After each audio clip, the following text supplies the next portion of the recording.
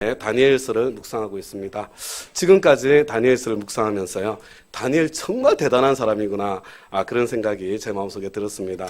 느부갓네살 왕에서부터 시작해서 벨사살 왕, 거기다가 거쳐서 다리우스 왕의 시대까지, 바벨론이 무너지고 페르시아 왕국이 세워지기까지 황제도 바뀌고 왕국도 바뀌었는데, 다니엘은 그 자리에서 권력의 중심에 지대한 영향을 끼치고 살아가고 있는 모습을 보게 됩니다. 왕들이 제국을 다스리는 것이 아니라 다니엘이 다스리고 있었구나, 그런 느낌이 들 정도로 경이로운 일이 펼쳐진 것을 보게 됩니다. 그러나 우리가 함께 다니엘 말씀을 살펴보았던 것처럼요, 다니엘이 처음부터 그렇게 대단했던 것은 아닙니다. 처음에는 포로로 끌려오면서도 찍소리 못한 사람이었습니다. 그 수치스러운 창시계명에 모욕을 당하면서도 그것을 순순히 받아들일 수밖에 없었던 나약한 사람이었습니다. 그러나 그는 자기가 처한 그 상황 속에서 자기가 할 수 있는 작은 일부터 해보려고 결심을 했고, 그리고 그것을 지속해서 끝까지 노력한 사람이었습니다. 그리고 그것이 이렇게 결과로 이렇게 위대한 다니엘로 바뀌게 된 것을 보게 됩니다. 제가 오늘 목회 편지에 여러분들에게 알려드렸는데요, 저는 지난 설 연휴 동안 바퍼로 알려져 있는 최일도 목사님, 이 다일 공동체에서 하는 아름다운 세상 찾기라는 훈련 프로그램에 참여하게 되었습니다. 저는 다녀와서 이 다일 공동체에 대한 논란이 조금 있었다는 것을 알게 되었어요. 제가 이 미국에서 오래 살다 보니까 전혀 알지 못했고요. 제가 미리 알았으면 안 갔을 것 같아. 근데 몰랐기 때문에 거기에 갈 수 있도록 해주시고 제가 받은 은혜를 누릴 수 있도록 해주셔서 하나님께 참 깊이 감사하게 되었습니다. 이 최일도 목사님은 한국을 대표하는 NGO 단체라고 할 수 있는 다일 공동체, 그 공동체를 시작하고 지금까지 이끌어 오신 분이십니다. 시작한 지 이제 만 30년이 다 되었고요. 이 다일 공동체는 현재는 10개 나라에 17개의 분원이 만들어져 있고요. 지금까지 무의탁 어르신들, 노숙자들, 해외 빈곤 아동들에게 1000만 그릇이 넘는 식사를 제공을 했다고 합니다. 6,000명이 넘는 어린아이들을 후원해서 참 성장하도록 도왔고요. 현재 참여하고 있는 자원봉사자가 45만 명이라고 합니다. 그런데 현재와 이와 같은 이 엄청난 다일 공동체를 이루어온 핵심 정신을 거기서 소개를 했는데요, 이게 5가지예요. 지금부터, 여기에서부터, 할 수 있는 일부터, 작은 일부터, 나부터. 지금부터, 여기서부터, 할 수 있는 일부터, 작은 일부터, 나부터. 이게 정신이었다고 합니다. 그래서 처음에 길바닥에 쓰러져 굶어 죽어가고 있는 그 사람에게 냄비 들고 가서 라면 한 개 끓여준 것. 처음에는 밥을 해준 게 아니라 앞에 5달, 6달 동안을 라면 끓여주는 게 전부였다고 합니다.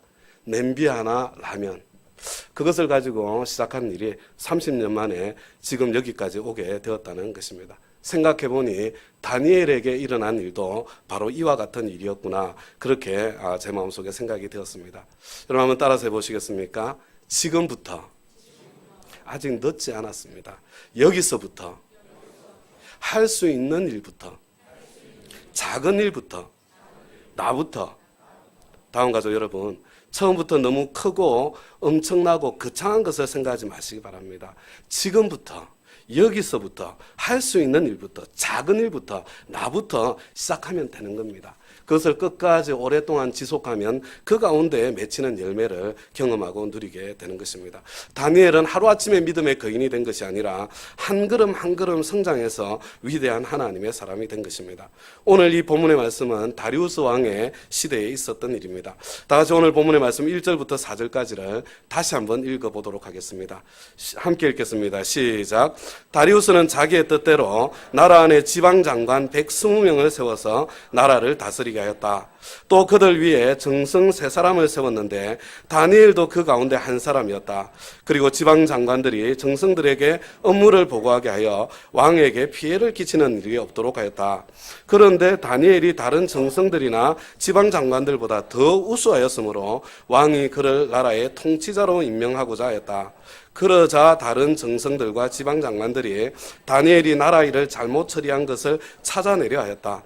그러나 그들은 그에게서 아무런 실책이나 허물을 발견하지 못하였다. 다니엘이 임무에 충실하여 아무런 실책이나 허물이 없었기 때문이다. 여러분, 다리우스 왕은 120명의 지방 관리들을 세우고 그들을 총괄하는 3명의 정성을 세웠는데 아마 이 사람들은 같은 서열에 있었던 것 같습니다. 그런데 다니엘이 가장 탁월했습니다. 그래서 왕은 다니엘을 그 셋 중에서도 최고 지도자로 세우려고 마음을 먹었던 것 같습니다. 여러분, 4절 말씀을 보시기 바랍니다. 그러자 이렇게 돼 있죠. 왕이 다니엘을 더 총애하고 다니엘을 더 높은 자리에 세우려고 하자.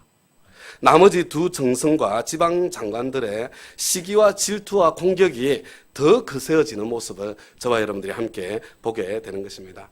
여러분, 그들은 페르시아 사람이었습니다. 다니엘은 이방인 이민자에 불과했습니다. 스스로 페르시아의 터줏대감이라고 생각한 그들은 호시탐탐 다니엘을 무너뜨릴 기회를 노려왔습니다. 그러나 다니엘에게는 틈이 없었습니다. 허물과 실책을 찾아낼 수 없었던 것입니다. 왜 그렇습니까? 다니엘은 신앙의 사람이기만 했던 것이 아니라 실력과 성품도 함께 갖춘 사람이었기 때문에 그렇습니다. 다음 가족 여러분, 신앙의 사람에게는 세상의 도전과 공격이 끝없이 들어오게 되어 있는 것입니다. 세상은 공중 권세 잡은 자의 영향력 아래에 있기 때문에 여러분, 그 공격은 피할 수 없는 것입니다. 그렇기 때문에 비둘기처럼 순결하기만 한 것으로는, 비둘기처럼 순결하기만 한 신앙만으로는 안 되는 것입니다. 뱀처럼 지혜로운 성품과 실력도 갖춰야 하는 것입니다. 여러분, 성품과 실력을 갖추기 위한 치열한 노력도 기울여야 하는 것입니다. 성품과 실력을 갖추기 위한 치열한 노력이 신앙의 일부라는 것을 저와 여러분들이 잊어버려서는 안 될 것입니다. 이전에 제가 섬기던 교회에 목자님으로 섬기던 미국에서 이제 같이 참 교회를 섬겼습니다. 이분이 한국으로 귀국을 하셨어요. 삼성 반도체 아주 높은 고위직 임원에 계신 분이 있습니다. 어느 날 이분과 함께 교제를 하는데 이분이 안타까운 마음으로 말씀을 하셨어요. 인사고과 시즌이 되면 항상 마음이 답답하고 아프다는 겁니다. 자기는 크리스찬이기 때문에 좀 어떻게 해서든지 크리스찬을 잘 봐주고 싶은 마음이 있는데 잘 봐주고 싶어도 실력이 안 되는 크리스찬들이 너무 많다는 거예요. 그래서 제가 그분께 말씀을 드렸습니다. 하나님이 틀림없이 살아 계시는군요. 그러니까 실력도 안 되는데 그 자리까지 간 것 아니겠습니까? 하나님의 은혜가 틀림없이 있는 겁니다. 제가 제 자신을 돌아보아도 저보다 실력 있는 목사님들이 수없이 많이 있는데 어떻게 제가 이 은혜의 자리에 서서 섬길 수 있을까? 하나님 앞에 감사할 때가 저는 하루하루가 감사합니다. 우리 하나님은 은혜의 하나님이 맞습니다. 그러나 하나님의 은혜를 저와 여러분의 게으름을 정당화시키는 도피처로 삼아서는 안 되는 것입니다. 저와 여러분은 치열하게 최선을 다해서 실력을 길러야 합니다. 그래서 저도 지금도 할 수 있으면 더 공부하고 할 수 있으면 더 배우기 위해서 기회를 찾고 노력하고 있는 것입니다. 우리 다 같이 5절 말씀을 한 목소리로 한번 읽어보겠습니다. 시작. 그래서 그들은 서로 말하였다. 다니엘이라 하는 자는 그가 믿는 신의 법을 문제 삼지 않고는 고발할 근거를 찾을 수 없다. 여러분, 이래서는 실책과 허물을 발견할 수 없었습니다. 그래서 그들은 다니엘의 신앙에서 고발할 근거와 틈을 찾아내려고 안간 힘을 쓰고 있는 것을 보게 됩니다. 그러나 다니엘은 하나님 편에 서 있는 신앙의 사람이었기 때문에 그들은 단지 인간 다니엘에게 도전한 것이 아니라 하나님께 도전한 어리석은 사람들이 되었습니다. 여러분들 다 아시지요? 백악관을 기도실로 바꾼 대통령, 우리 링컨의 유명한 일화를 웬만하면 알고 있습니다. 여러분, 미국 남북 전쟁 때 북군의 지도자들이 다 모여서 이렇게 참 회의를 하고 있었는데 교회의 대표가 링컨 대통령에게 말했습니다. 하나님이 우리 편이 되어 북군이 승리하게 해달라고 온 교회가 날마다 눈물로 기도하고 있습니다. 당시 남북 전쟁의 전황은 북군에게 불리하게 돌아가고 있는 그런 상황이었습니다. 다음 가족 여러분, 그때도 그렇고요, 지금도 그렇고요. 이 텍사스를 중심으로 하는 미국 남부 지방 있잖아요. 바이블 벨트라고 부릅니다. 여러분, 북쪽보다 훨씬 더 많은 교회와 크리스찬들이 살고 있습니다. 여러분, 남쪽에 있는 교회와 크리스찬들은 그들의 전쟁에서 승리하게 해달라고 하나님 앞에 간절히 기도하지 않았겠습니까? 하나님께서 누구의 기도를 들어주셔야겠습니까? 그런데 링컨 대통령이 그때 이렇게 대답을 했다고 합니다. 하나님이 우리 편이 되어달라고 기도하지 말고 우리가 항상 하나님 편에 설 수 있도록 해달라고 그렇게 기도합시다. 그렇게 기도해야 됩니다. 다음 가족 여러분, 이것이 진정한 기도입니다. 내 욕심, 내 탐욕을 이루어달라고, 내가 무슨 짓을 하고 살고 있든지 내 삶의 길에는 어려움이 없게 하시고 내 삶의 길은 형통하게 하소서. 여러분, 이런 것은 기도가 아닙니다. 여러분, 그것은 떼쓰는 것입니다. 여러분, 떼쓴 것이 이루어질 때는요, 기분이 좋을 수는 있지만 그것 때문에 인생이 망하게 되는 거예요. 하나님이 내 편이 되기를 구해서는 안 됩니다. 내가 하나님 편에 서기를 힘써야 하는 것입니다. 진정한 기도는 내가 하나님 편에 서 있는지 아닌지 그것을 확인하는 시간이 진정한 기도의 시간입니다. 나는 하나님 편에 서야 합니다. 내가 하나님 편에 서면 나와 다투는 자는 하나님과 다투는 자가 되는 것입니다. 여러분, 제 평생의 기도가 하나님, 나와 다투는 자와 다투시고 나와 싸우는 자와 싸우소서. 이게 제 평생의 기도입니다. 이 기도 안에 담고 있는 것이 저는 싸우지 않겠습니다. 하나님, 제가 하나님 편에 늘 서 있을 수 있도록 해주십시오. 그 내용을 기도하고 있는 것입니다. 내가 싸워서는 내가 이긴다는 보장이 없습니다. 그러나 내가 하나님 편에 서 있으면 나는 언제나 반드시 이기게 되어 있습니다. 오늘 말씀을 자세히 살펴보면 그들이 발견했던 틈은 다니엘의 틈이 아니라 다리우스 왕의 틈이었다는 것을 알 수가 있습니다. 우리 다 같이 6절부터 9절까지 함께 한 목소리 한번 읽어보겠습니다. 시작. 그리하여 총리들과 방백들은 왕에게로 나아가서 아뢰었다. 다리우스 임금님, 만수무강하시기를 빕니다. 이 나라 정승들과 대신들과 지방장관들과 고문관들과 총독들이 모두 의논한 바가 있습니다. 임금님이 법을 한 가지 만드셔서 금령으로 내려주시도록 요청하기로 하였습니다. 그 법은 앞으로 30일 동안에 임금님 말고 다른 신이나 사람에게 무엇을 간구하는 사람은 누구든지 사자굴에 집어넣기로 한다는 것입니다. 바라오키는 임금님이 이제 금령을 세우시고 그 문서에 임금님의 도장을 찍으셔서 메대와 페르시아에 고치지 못하는 법을 따라서 그것을 다시 고치지 못하게 하시기를 바랍니다.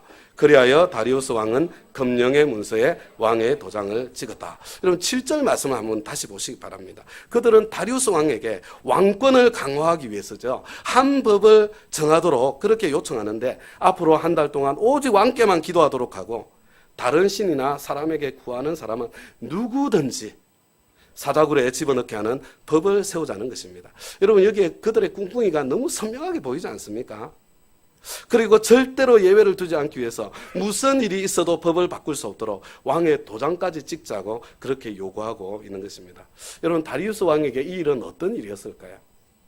여러분, 언뜻 보면 고마운 일처럼 보일 수 있습니다. 신하들이 왕권 강화를 위해서 이토록 마음을 써주니 얼마나 충성스럽고 고마운 일이 되겠습니까? 그러나 아마 다리우스 왕도 그들의 꿍꿍이를 알았을 겁니다. 이거 모르면서 어떻게 왕 노릇하겠어요? 그렇지만 반대할 명분이 없는 거예요. 반대할 명분이. 그냥 다니엘이 그 기간만 조심해주면 되는 겁니다. 그래서 덜컥 그 계책을 성락하고 만 것이죠. 여러분, 한 장 넘겨서 다 같이 10절과 11절 말씀을 함께 한번 읽어보십시다. 시작. 다니엘은 왕이 금령 문서에 도장을 찍은 것을 알고도 자기의 집으로 돌아가서 다락방으로 올라갔다. 그 다락방은 예루살렘 쪽으로 창문이 나 있었다. 그는 늘 하듯이 하루에 3번씩 그의 하나님께 무릎을 꿇고 기도하며 감사를 드렸다. 그때에 다니엘을 모함하는 사람들이 들이닥쳐 다니엘이 그의 하나님께 기도하며 간구하는 것을 목격하였다. 여러분, 다니엘은 이 법을 만든 꿍꿍이 속을 알았습니다. 그럼에도 불구하고 그는 예루살렘을 향하여 창문이 나 있는 자기가 늘 기도하던 그 다락방에 올라가서 늘 해왔듯이 하루에 3번씩 하나님 앞에 무릎을 꿇고 여러분 기도하였는데, 여러분 감사의 기도를 하였습니다. 이게 너무 충격적인 거예요. 그들은 숨어서 그 광경을 지켜보다가 쾌재를 부르면서 현장에 들이닥쳤을 것입니다. 현행범으로 다니엘을 체포하고 왕께 고발했겠죠. 다 같이 우리 13절부터 15절까지 우리 마지막으로 이 본문을 한번 읽어보겠습니다. 시작. 그들이 왕에게 아뢰었다. 임금님, 유다에서 잡혀온 다니엘이 임금님을 무시하고 또 임금님의 도장이 찍힌 금령을 무시하여 하루에 3번씩 기도를 드리고 있습니다. 왕은 이 고발을 듣고 몹시 괴로워하고 다니엘을 구원하려고 마음을 쓰며 해가 질 때까지 온갖 노력을 다하였다. 그때 이 사람들이 왕에게 다가와서 말하였다. 임금님, 메대와 페르시아의 법은 임금님이 한번 금령이나 법률을 세우시면 그것을 바꾸실 수 없다는 사실을 기억하시기 바랍니다. 여러분 13절을 한번 보세요. 다니엘을 고발하는 이 자들의 이 말을 한번 들어보십시오. 여러분 다니엘은 지금 황제 다음 가는 권력을 가지고 있는 사람이었습니다. 그런데 다니엘을 대적하는 이 무리들은 그를 뭐라고 불러요? 유다에서 잡혀온 다니엘. 여러분 이게 무시하는 거예요. 다니엘이 그 땅에 산 지 수십 년의 세월이 흘렀지만 그들에게 다니엘은 여전히 하찮은 포로 출신의 이방인에 불과한 거예요. 그들의 자존심을 짓밟는 외부인일 뿐입니다. 굴러들어온 돌이 박힌 돌 뽑아내었다고 그렇게 기분 나쁘게 생각하는 기분 나쁜 존재에 불과한 거예요. 그래서 호시탐탐 그를 무너뜨릴 기회를 노려왔고 지금도 그 기회를 노리고 있는 것입니다. 다음 가족 여러분, 이것이 이민자의 삶이에요. 여러분 이것이 이방인의 삶입니다. 그래서 나라를 떠나면 다 애국자가 된다는 그런 말이 있는 거예요. 저도 나라를 떠나서 살아보니까 저절로 애국자가 되더라고요. 근데 다음 가족 여러분, 그런데 교회에서는 이런 일이 안 일어나나요?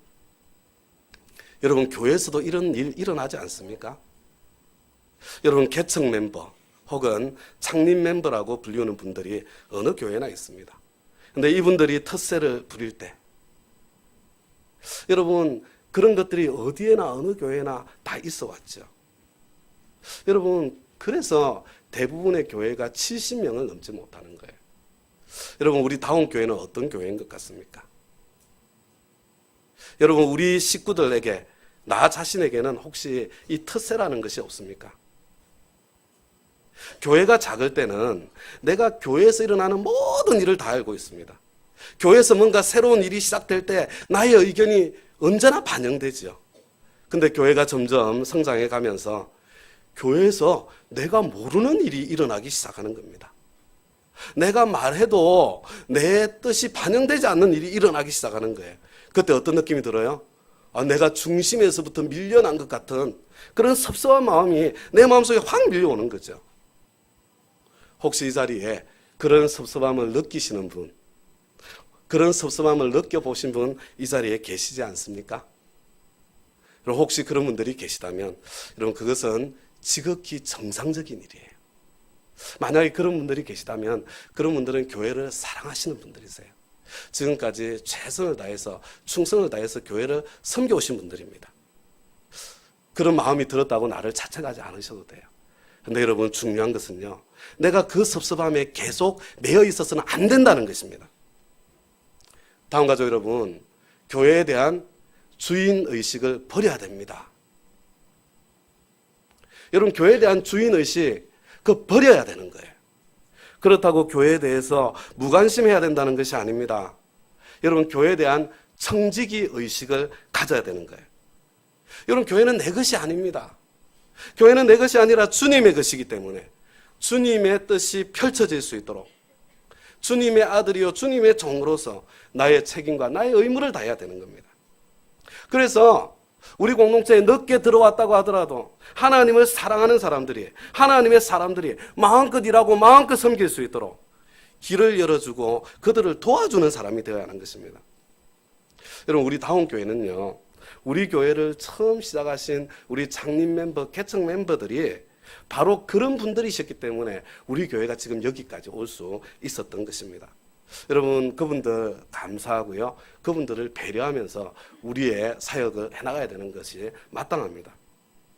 그리고 앞으로도 우리 교회가 계속 다음 단계로 성장하기 위해서 여러분 그런 공동체가 되도록 늦게 온 내가 또 텃세 부리는, 나보다 더 늦게 온 사람에게 텃세 부리는 그런 사람이 되지 않도록 하나님 앞에서 나를 성찰해야 할 것입니다.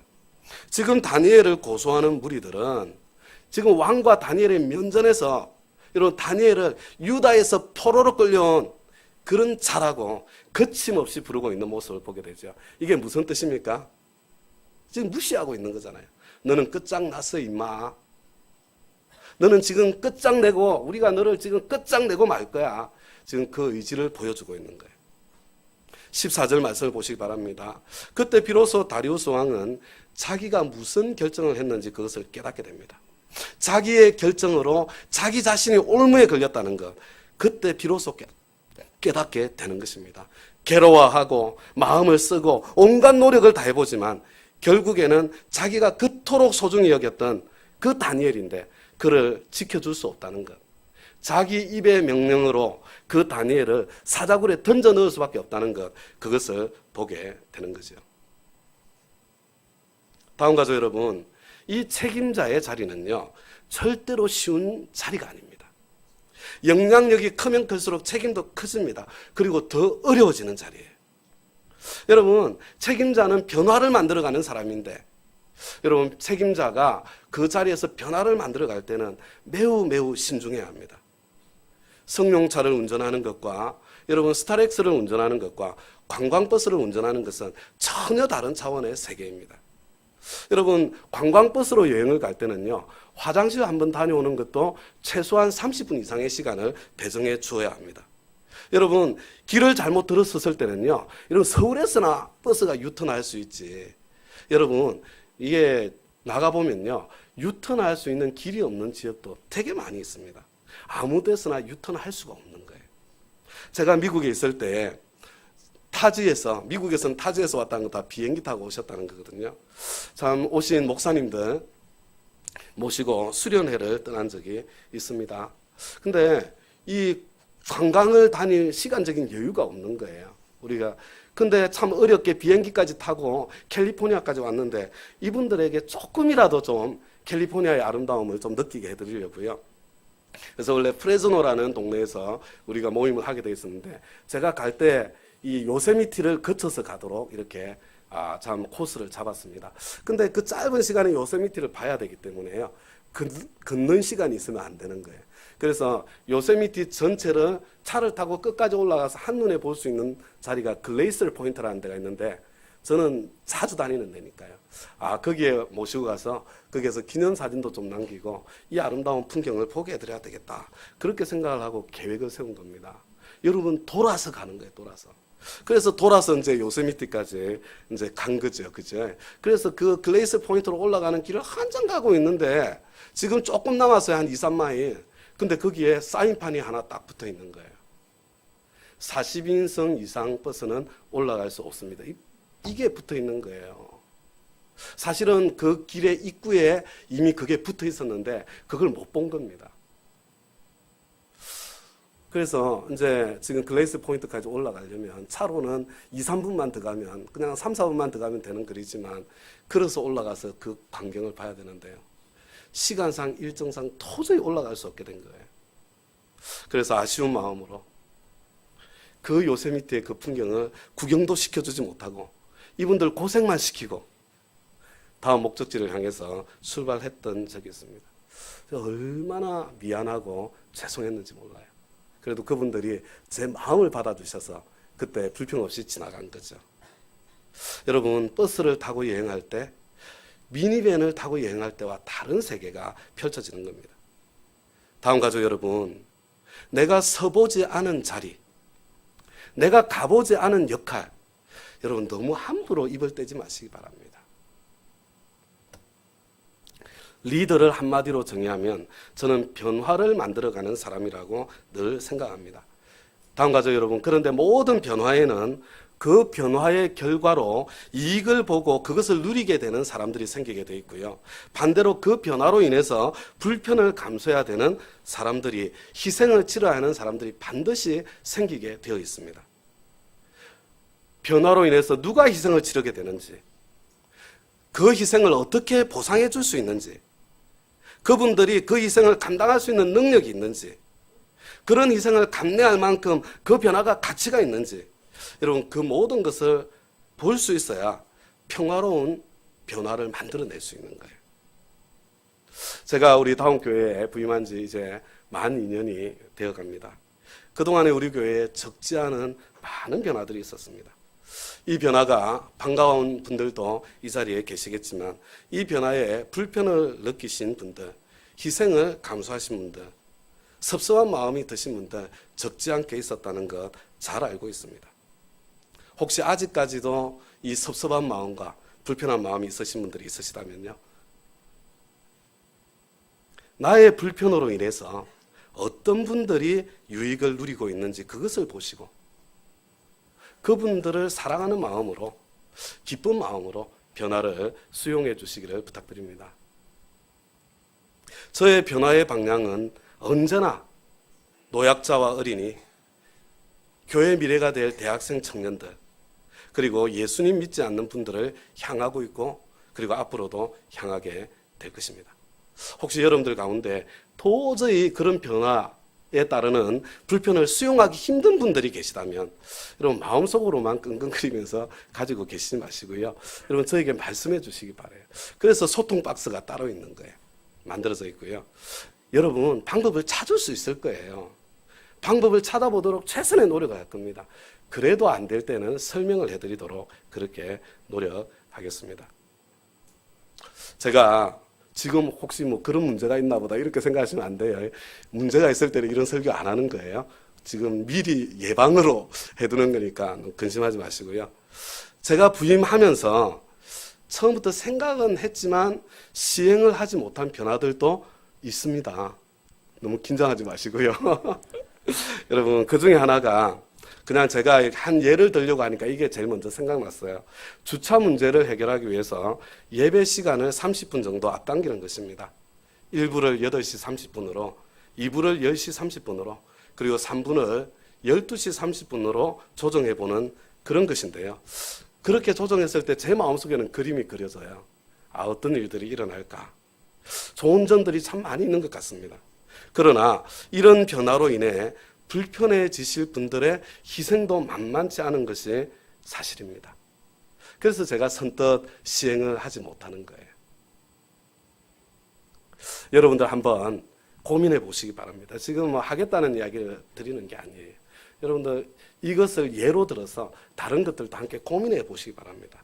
여러분 나에게 좋다, 나에게 힘들다, 나한테는 이게 더 좋아, 나한테는 이게 더 싫어, 그런 것 좀 말고요. 언제까지 그런 생각만 하고 지내실 거예요? 노약자, 어린이, 청년들, 그리고 예수님 믿지 않는 분들의 입장에서 이것이 어떤 좋은 점이 있고 어떤 희생이 생기게 될까? 그분들을 위해서 내가 기꺼이 그 희생을 감수할 수 있을까? 여러분 그 측면에서 한번 생각해 보시기 바라요.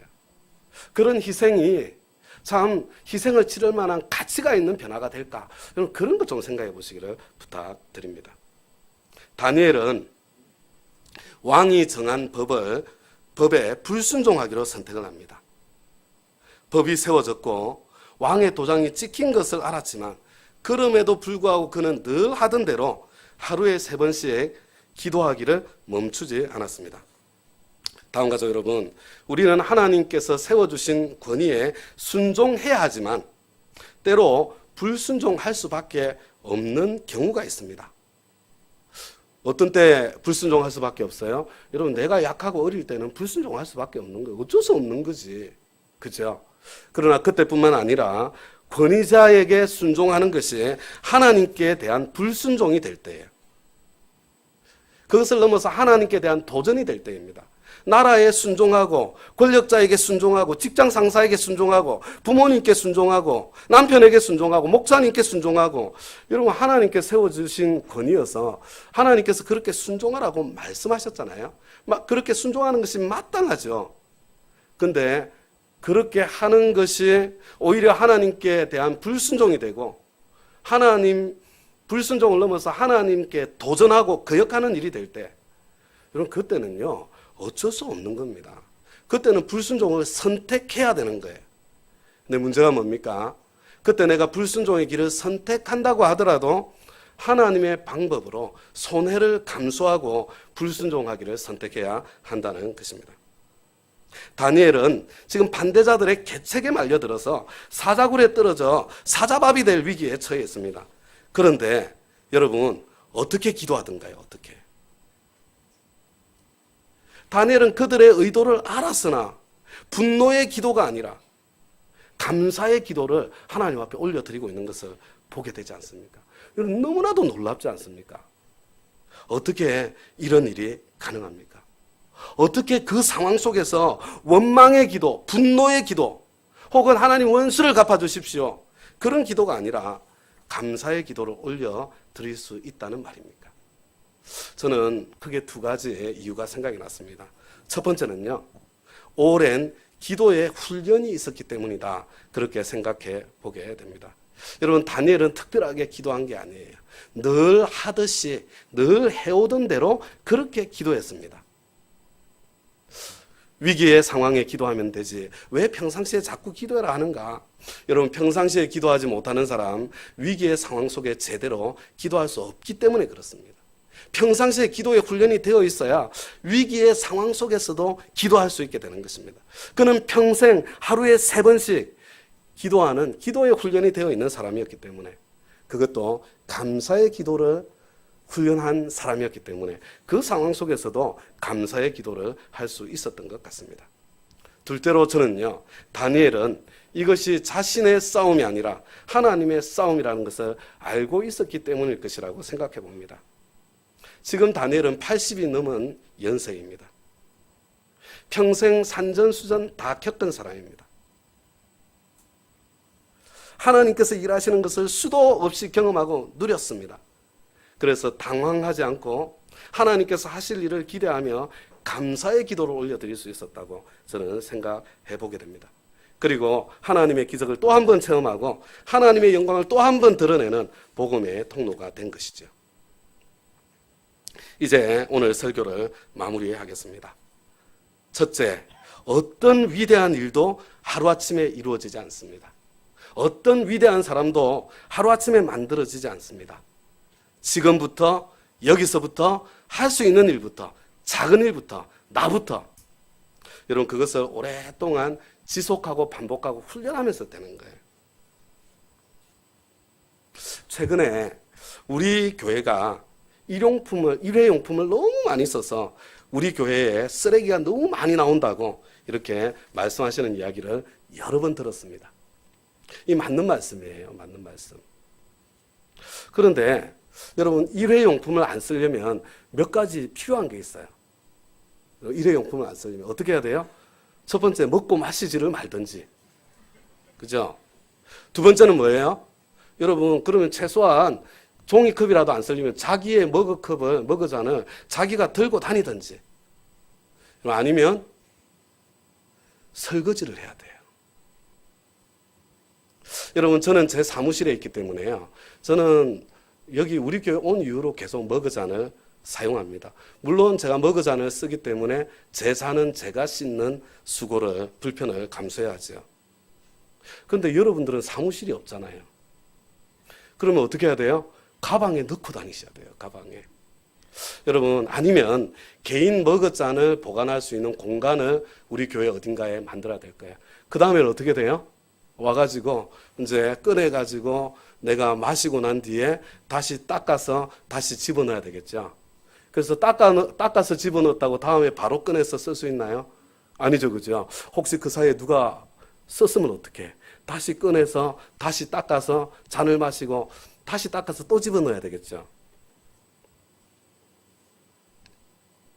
혹시 일회용품 때문에 마음이 불편하신 분들 이 자리에 계시다면요, 어떻게 해야 돼요?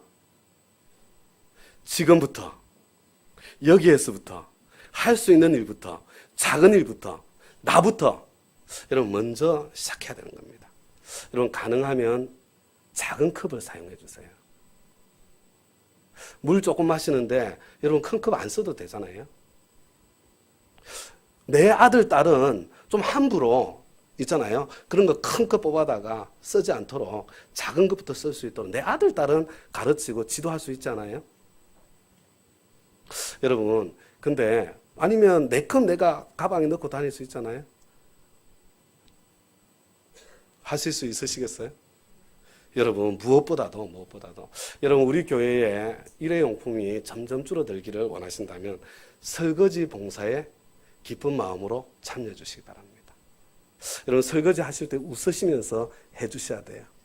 여러분 한 번만 하시면 안 되고 계속해서 설거지가 있을 때마다 지속적으로 기쁜 마음으로 참여해 주셔야 됩니다. 나는 하기 싫지만 여기는 교회니까 누군가는 해야 된다. 그렇게 말씀하지 마시기 바랍니다.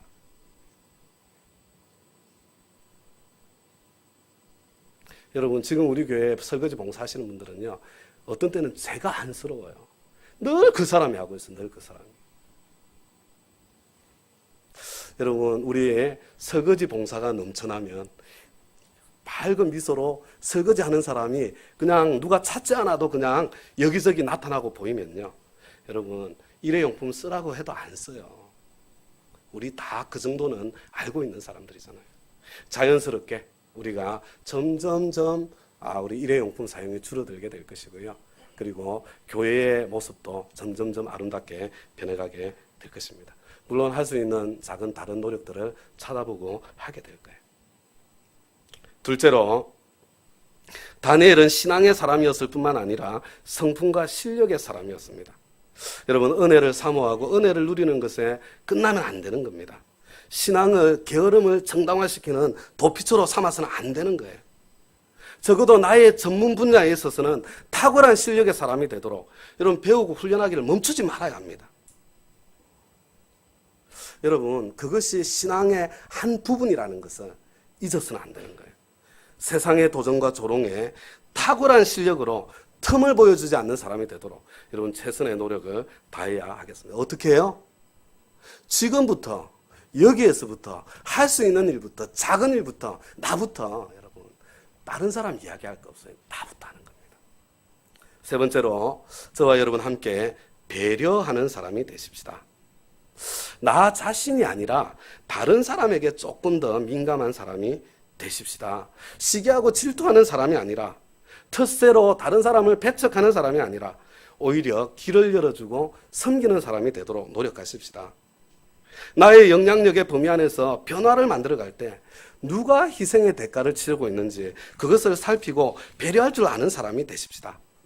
그리고 뿐만 아니라 그것을 넘어서요, 변화가 일어날 때 내가 치르는 희생에만 초점을 맞추지 마시고 누가 이 변화를 통해서 유익을 누리게 되는지를 살펴보시고 노약자, 어린이, 교회의 미래가 될 청년들, 그리고 아직 예수님 믿지 않는 VIP님들을 위한 변화라면 기꺼이 내가 좀 불편해져도 기꺼이 희생을 감수하고 변화를 수용해보는 섬김의 자리까지 나아가 보십시다.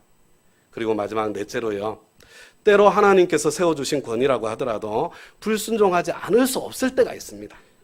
여러분 그때에도 하나님의 방법으로 불순종하십시다. 좀 하나님 사람답게 예의를 갖추고 손해를 감수하고 원한이 아니라 분노가 아니라 감사의 기도를 올려드리면서 여러분 그 자리에 한번 나아가 보십시다. 이거 하루아침에 되는 일 아닙니다. 여러분 이것은 습관이 될 때까지 훈련해야만 가능한 일입니다. 어떻게 습관이 될 때까지 훈련을 해요?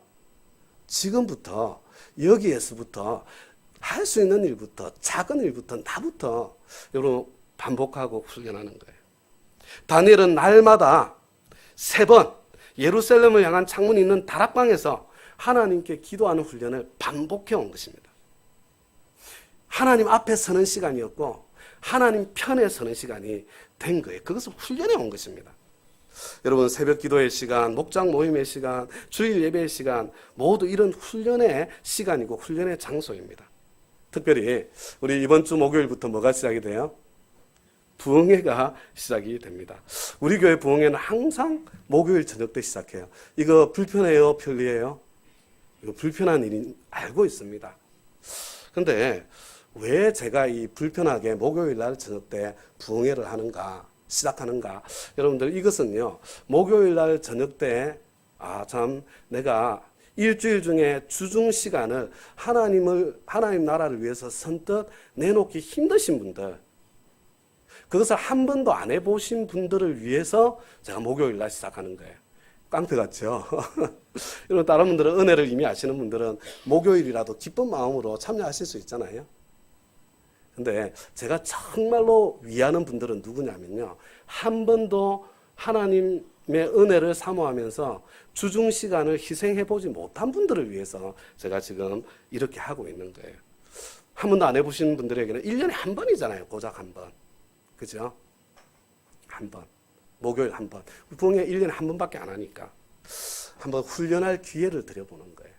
내가 참석하지 못할 이유가 있다고 하더라도, 정말 절대로 참석하지 못할 것 같은 상황이라도 1년에 한 번 있는 날이니까 이번에는 한번 참석해보자. 하나님께서 여기에 정말 복을 주시고 은혜를 주시고 정말 내 인생에 답을 주시는지 한번 찾아보자. 그런 마음을 한번 경험해보라고 드리는 시간입니다. 여러분, 그래서 우리 자녀들을 위한 프로그램도 진행이 되고요. 그 다음에 직장에서 바로 오시는 분들을 위해서 저녁 식사도 이렇게, 식사는 아니고요, 그냥 요기를 할 수 있는 작은 것을 준비하게 될 것입니다. 누가 시켜서 준비하는 게 아니에요. 저는 누가 준비하는지도 몰라요.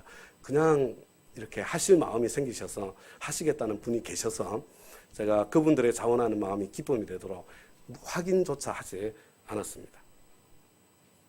오늘 저녁부터는 우리 삶 공부가 시작이 되죠. 그죠? 이것도 마찬가지예요, 여러분. 그냥 조금 더 내가 은혜 자리에 조금 더 나아가셨으면, 내가 1년에 13날 밤을 은혜를 사모하면서 한번 투자해보자. 그 훈련해보는 거예요. 내가 혼자 아둥바둥 힘쓰는 것보다 하나님이 나를 조금 도와주시면 내 인생이 훨씬 더 편해지는 것이 사실인가 아닌가, 그것을 경험해보자는 거죠. 우리 이 수강 신청서 자세히 살펴보시고요. 그게 마음 주시는 만큼 그렇게 참여해 주시면 감사하겠습니다. 표정들이 별로 안 좋아요. 이제 다 함께 자리에서 일어나셨어요. 우리 전능하신 나의 주 하나님은, 여러분 왜 우리가 이런 삶을 향해서 삽니까? 내 하나님이 전능하신 하나님이시기 때문입니다. 다 같이 찬송하고 우리 예배를 마치겠습니다.